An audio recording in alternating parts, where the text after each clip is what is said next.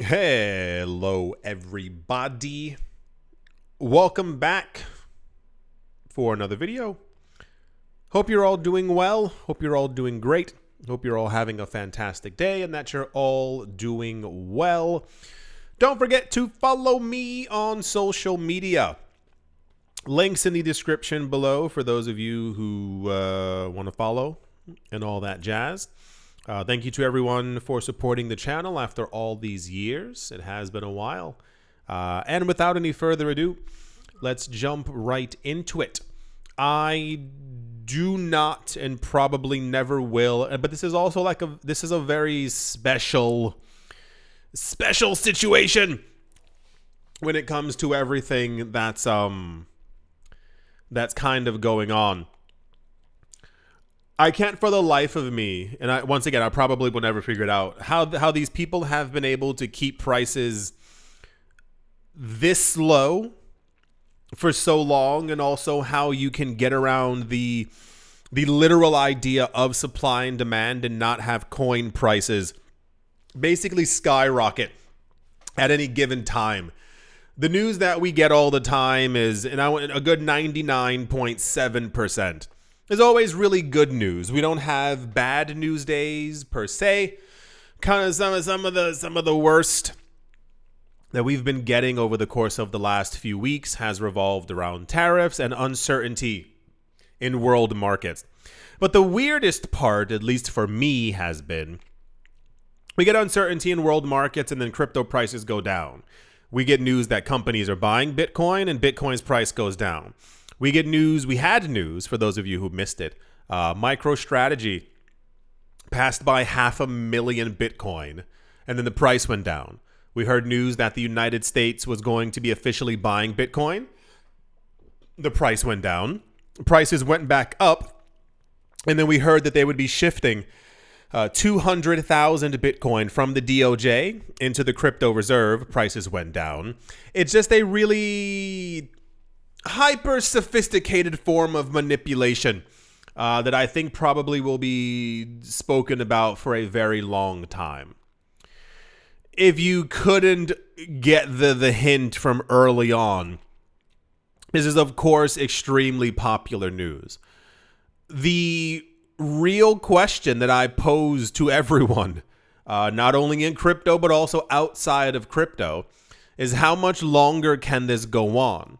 I notice that sometimes, because I know I'm quite eccentric, whether on or off camera, I'm like this both ways. And I know that sometimes that when I was younger, I was always considered the class clown. So maybe it's the way I talk, my cadence, I'm not exactly really sure, but people always thought in some sort of way or shape or form I was making it. I mean, really, this isn't a joke, that I was joshing about something or there was some kind of a joke to be had. So whenever I would actually ask the teacher a question, you wouldn't believe the amount of eye rolls that I've gotten. It's like, oh gosh, what do you, this kind of thing, because they were expecting me to make a joke. No, I have real questions. I'm actually wondering about the universe and why things are the way that they actually are. And I don't understand, any kind of bearishness. I get it, but I still don't understand it. I get that we need water to literally live, but I can't understand how people don't find water not delicious, but just don't want to drink it. I have always found that it's water. You literally, you kind of need it. It's the same exact thing when it comes to Bitcoin. And I really, we see all this stuff that's happening. We see the nonstop adoption. I don't care about people who aren't in the market. I don't care about people on CNBC or Fox Business, people who are talking about it in the news. Sure, amazing, fantastic. All your friends and family members who have no intention of getting into crypto and getting into Bitcoin, okay, fine, go sit down somewhere. I'm talking about us. I'm talking about the estimated 100 million people in crypto in Bitcoin. This is imagine if all the real estate in Manhattan, for some reason, some technical error, was $1 per apartment. I'll even give you a good one. $80,000 per apartment. And people were like, I don't know. Let's see what BlackRock does. And then BlackRock announces that they're getting into real estate in Manhattan and that they're gonna we're purchasing about 10% of it. And people go, well, the price has gone down a bit. And then we hear this company called like Manhattan Strategy get an audit and they go, we want all the apartments. And then these people buy up 500,000 apartments and people go, I don't know. And then you find out that you can buy fractions of apartments. That's the craziest part. You don't have to buy a whole apartment. You and your friends can join together and literally buy fragments of apartments. And people go, I don't get it. If we have, I'll slim it down for you. If we have 50 million people into crypto all together, what's happening with buying and selling pressure? Why aren't more people engaged in what's going on? I'm not talking about that Twitter thing where people are like, bro, lock in. I'm like, I can't lock myself inside anymore. Like there's no lock on this. It's this really, is it like that people are so unsure, the people who are in the market are so unsure as to where Bitcoin's going to go that you can't conceptualize actually buying some right now? I know that people have this weird delusion, and we've had it for years. You're not brand new. You're not special. Where over the years, people have always told me, I remember this from years ago, people are always like, I'm waiting for the price to go down. And I was like, why? Well, I can get more. And it's like, well, there's no real difference in you buying Bitcoin at $12,000 or $12,288. There's not a giant, and I mean from the long term, you buying something Bitcoin at 18,000 or 19,200. I get it. You want your extra whatever percentage of a Bitcoin, but it's also like you can't wait forever because this thing is finite and everyone's buying all of it up. I feel like I'm going a little bit insane in most of these videos, but we're all here along the ride together. So thank you for joining me in my rants. Once again, for the 9,000th time this year, software analytics firm MicroStrategy is once again in the news from their latest Bitcoin acquisition. Apparently, at the end of March, the company revealed that they purchased an additional 22,048 Bitcoin that they added to their treasury.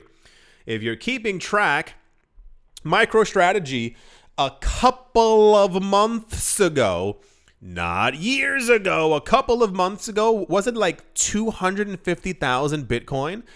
Then it was like 308 and 327. And we recently heard that they just crossed the ridiculous threshold of 500,000 Bitcoin. 500,000 Bitcoin for one company. And I say, you just heard that another 22,000 apartments in Manhattan are gone. What is happening where people in crypto, and it's not even like a bearish thing. It's like there's just no interest until the prices go higher. There seems to be like a constant, like muted kind of, we can go up. We've gone up 4, 5, 6, 7% because of some kind of thing that entered into the news. What was that day? This was like a month and a half ago. Prices went up by like 8%. And then by evening, they were back exactly down where they started 12 hours before. Like, what's happening? How is it possible for people to get this kind of news in? Like I said, everyone outside, I would love for them to be in the market so that they could have a piece of this thing that's going to $100 million. But you and your friends, what is going on where there's this like hyper disconnect? You see in real time that all this stuff is disappearing. I don't. The purchase, valued at $1.92 billion, was made at an average price of $86,000 per coin. This move, strategy, blah, blah, blah. They currently have 500 I said this like a month ago. They have 528,000 185 Bitcoin. By the time we get, I'm gonna be bold. April, May, June, July, August, September. By the time we get to October or November, they're gonna have 900,000 Bitcoin. Easy.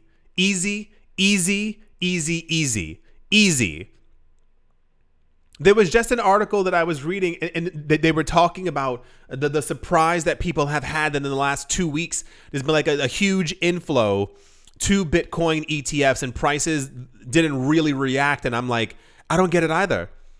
Believe me, I've seen the comments. I've seen everyone telling me it has to do with shorts. It has to do with longs. It has to do with futures. It has to do with this. It has to do with Bart Simpson, over and over and over. But that's not how reality. That's not how reality works in any shape or form. I don't care what planet that we're actually on. MicroStrategy purchased another 200,000 Bitcoin. And then Bitcoin's price fell by around 17% around the same exact time that happened. MicroStrategy is on their way to having 600,000 Bitcoin, and we are still less than $150,000 per coin. The United States is buying. We know that at least 5 different countries in the Middle East are buying. We know central banks. If you missed that news, remember all the news that we got about the Bank of Montreal and that bank in the UK and this bank in Germany and the one in Switzerland, like the ones that aren't central banks, each holding hundreds of millions of dollars worth of Bitcoin and accumulating from the Bitcoin ETFs as well. Is the news not spicy enough? Do you need like more calculations? Do you need Bitcoin to go to 1 million? Do you need MicroStrategy to have over 1 million coins before it hits you, like before you get it and you're like, oh my gosh? I remember hearing this guy, there's a flurry of faces in front of me. This was years ago in crypto. He's one of the people who started the phrase stacking sats. And I remember being like, why would anyone when you have the opportunity to buy an entire Bitcoin, like that guy, he was like, stack Satoshis, like it's going to be like very valuable in the future. And I was like, this guy is, whatever. And then Bitcoin ends up going up in price. And like, of course it makes a lot more sense. And then I sit here, listen, I'm going to tell you, I'm so honest with you. I have days where I'm with my friends and we talk about the actual reality of Bitcoin hitting $100 million per coin. Hear me out here. You can't keep buying all these coins and the price doesn't eventually move. At some point, Bitcoin is going to have a tremendously, shockingly, horrifically, insanely mega move upward. The what was that guy called? The Omega candle, the God candle, the Super Saiyan candle, and all these other kinds of things. We're going to see $1 million Bitcoin at some point. And my friend was like, if time goes on and Bitcoin becomes scarcer and more people are buying and the United States eventually has 427,000 Bitcoin and MicroStrategy has 1.2 million and the ETFs in the United States have 2-point-something million. He was like, at some point, Bitcoin has to go to $14 million. Like, it's just like a given based off of supply and demand. If Bitcoin becomes integrated into everything within our financial system, maybe we won't be on this earth at that point. But our kids and our grandkids will see a $52 million Bitcoin. Then it'll go to 75 million. And he was like, at that point, Bitcoin's so in everything. And people keep saying that it's the only asset that's constantly going up in this direction. Everyone pushes all their money, all their assets into Bitcoin. Bitcoin goes to $100 million. That would literally mean that 1 Satoshi in the future would be equivalent to like $1. And then I sat there thinking, this was the other day. I was doing something online. Like I don't know why I'm weird. I like these like currency exchange kind of things. And I was checking, I know exactly what I was doing. I was checking, I'm not joking. I was checking the prices of Pokemon cards. Not joking.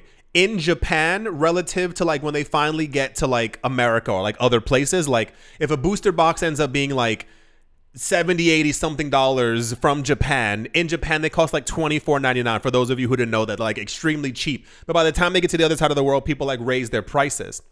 And I was like, what's the US dollar compared to the Japanese? And I was going over all these different things. And I was like, how much is $100 in Bitcoin? How much is 300? And I was looking at it and I was like, you get like, just like I think it's like 100,000 or like 89,000. I forgot what it was, like Satoshis. And I was like, I couldn't have imagined years ago putting money into the market and you see that you only get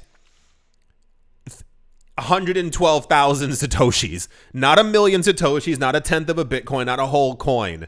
You're getting just sats. And then I sat there. I'm not joking. I was thinking about my friends and I was like, what if that $100 in the future literally became the equivalent to $89,000? What if someone put $1,000 into the market and that became the equivalent of like over $1 million as Bitcoin's price keeps going up? And this is, I don't know. I have so many concepts and ideas as to why normal people aren't buying in, not that they don't see a real value in it, but it has to do, what was the name of that concept? Where like people won't buy stuff unless it's really expensive. This is why, for those of you who don't know, why luxury brands also continuously raise their prices every year.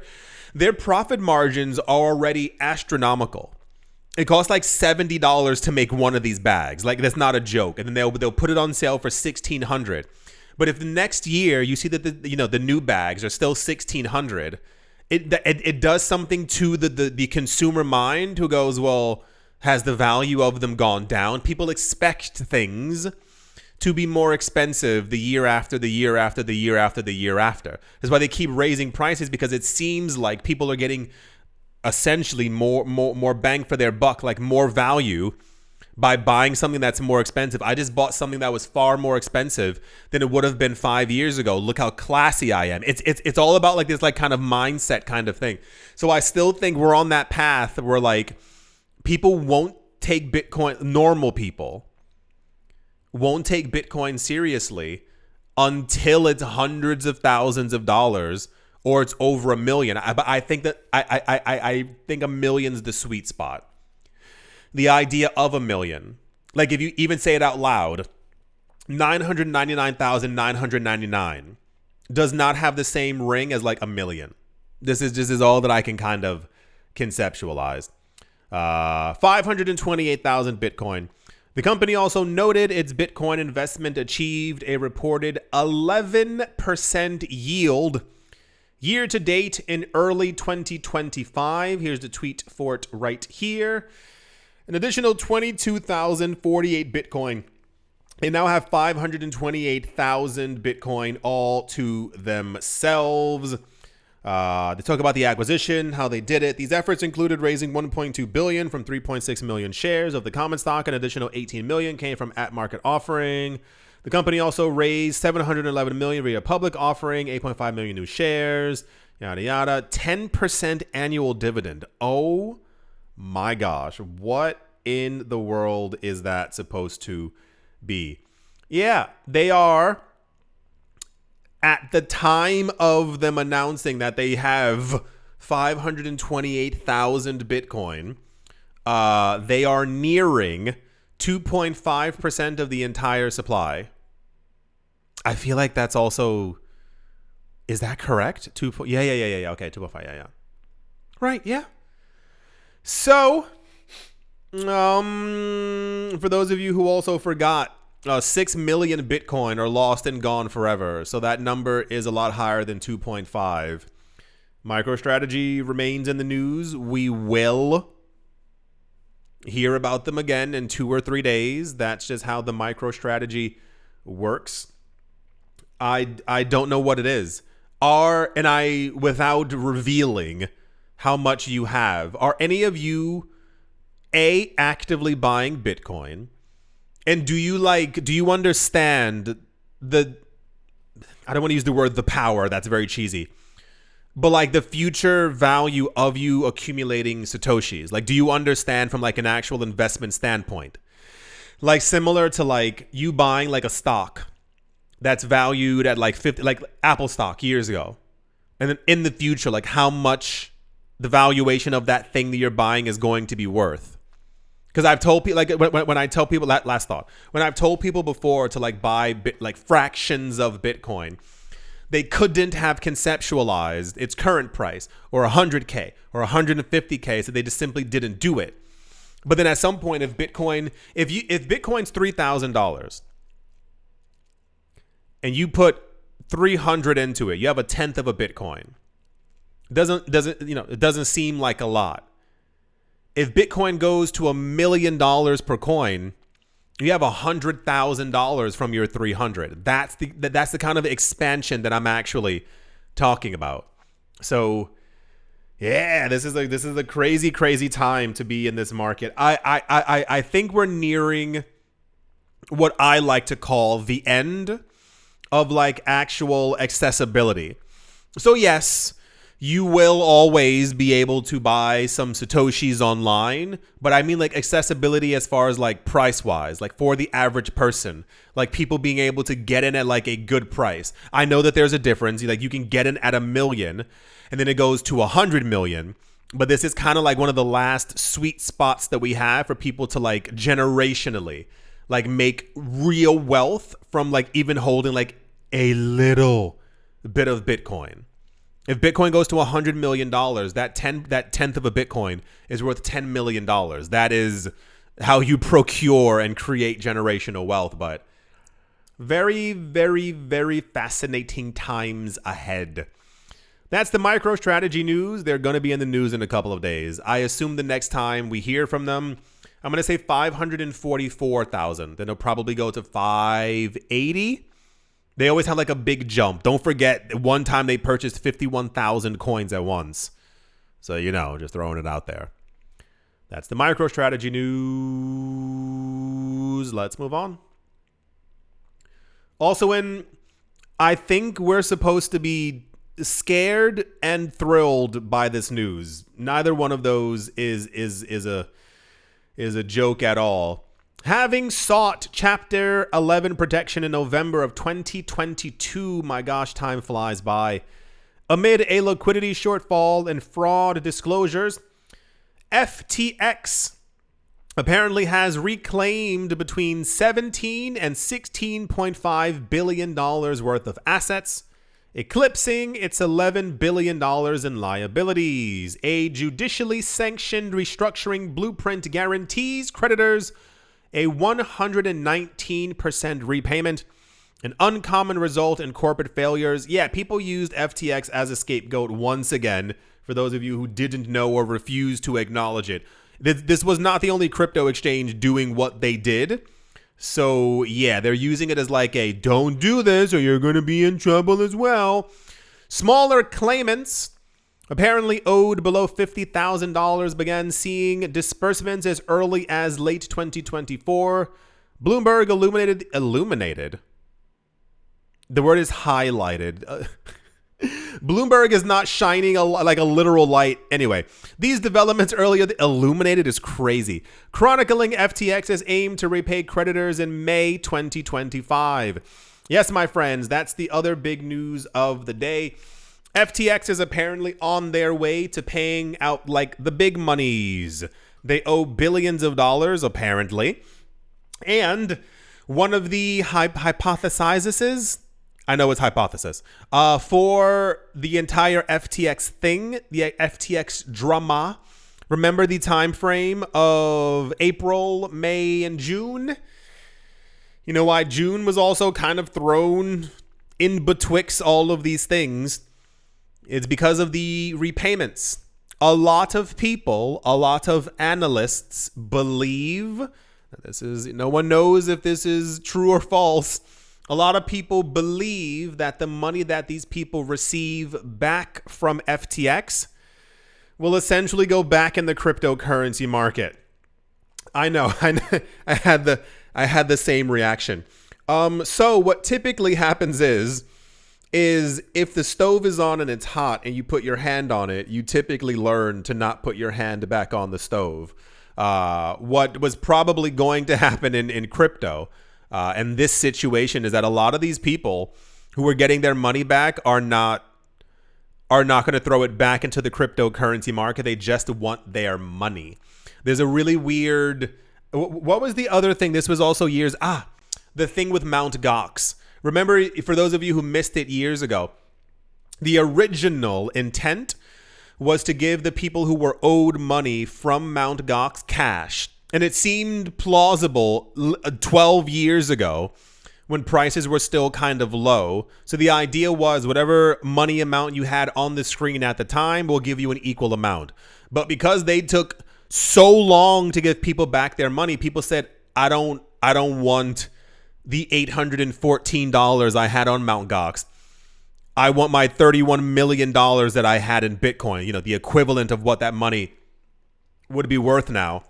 So the payouts were then dished out in Bitcoin, what have you, so on and so forth. And it's kind of this idea, the people who would get their money back after a collapse from Mt. Gox, their first thought isn't let me throw this money back into the market. It's oh wait, I have bills. I have a kid now.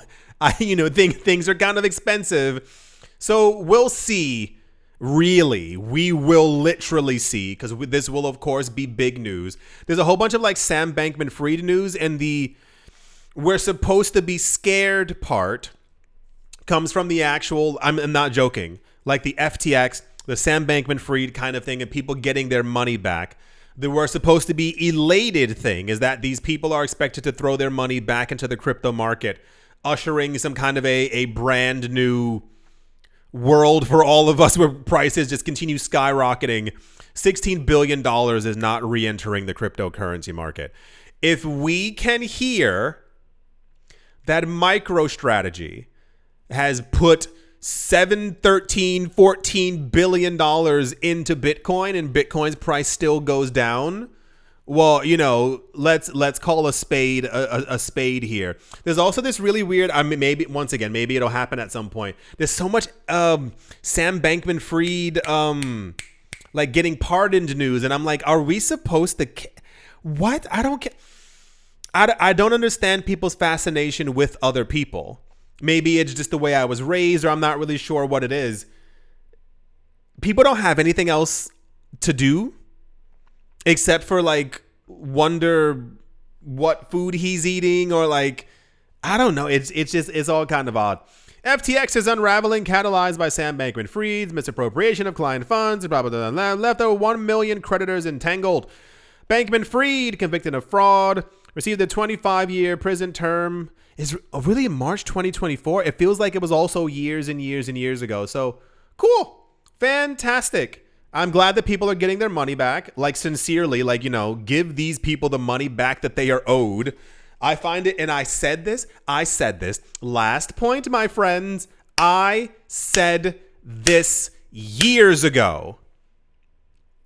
The first news that we got about FTX in 2020 was that FTX was secretly bankrupt.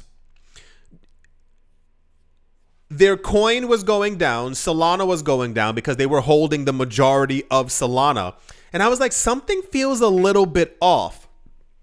They were told to, for those of you who don't know, the way that it went was they were told by a lawyer, just file for bankruptcy, what have you. Sam Bankman-Fried came out in the news and said, no, we have the money. And I remember no one paid attention. Remember, there's all this news. People were finding out that he had bought what? People found out that he bought his parents a home in the Bahamas, and people were like, you can't buy your parents' stuff. And I was like, if you were a billionaire, you would you would buy someone a house, what have you. When he said it, he literally said, we've gone through our finances. We don't have to declare bankruptcy because we have all the money. How do you think FTX found and reclaimed $16 billion with $11 billion in liabilities? I told you, and I said it from the beginning, they were used as a scapegoat. I said it from the very beginning, and everyone was like, oh, Sam Bankman-Fried, devil. And I was like, okay, sure. Well, that's just the most popular news that we have. Because the things that they did, that's how banks work, right? That's probably what other crypto exchanges are doing. Remember how? Yeah. I know, it's crazy, right? Remember when the whole FTX collapse happened and every crypto exchange was like, we need to do proof of reserves. Yeah, some of you forgot about that, where every crypto exchange was like, FTX didn't have their money, which they did. We're going to make sure that everyone knows exactly how much money we have on these crypto exchanges, so there's no fraud and there's no blah, blah, blah, and so and so. When was the last time you heard about that? When was the last time that was in the news? Yeah, it's weird, right? So yeah, fantastic. I hope they get all their money back, like every single penny. And we will see in May, my friends, the month of May, if any of that money comes trickling back our way. If I can be 7 billion% honest with you, if I had a lot of money and it went down because of some whatever, and I knew that I was getting my money back, understand, I would not put my money back in that zoo. I sincerely would not. It's the same as I think with Mt. Gox. People were so upset at the idea of people are terrible human beings. People were annoyed because these people from Mt. Gox were going to get their money back because they thought that they were going to sell their Bitcoin onto the market and cause a price crash. Let me tell you one thing right now. If I had $311.14 worth of Bitcoin in Mt. Gox, and I knew that the Bitcoin worth I would be receiving back all those years later was $17 million, you better bet your bottom dollar I am selling at least 16 million and I'm going to go live my best life. I don't know where this delusion comes from. And listen, I understand if you're in crypto and you understand the long-term so-and-so, but can you imagine someone stole something from you and you waited 12 years to get it back? Think of that, 12 years. You think about this every single day. You can't sleep. You have anxiety. Your money might be gone forever. And someone says, here. You think your first thought is going to be like, let it ride. No. Let's be completely honest with ourselves. No. Well, cool. Let's see what happens. I do hope that you've all enjoyed. I do hope you all are having a great day, morning, afternoon, evening, wherever you are, wherever the heck you might be. I do hope it's absolutely fantastic. Thank you all once again for watching, listening, liking, commenting, and supporting. And I will most certainly be talking to you all soon. See you.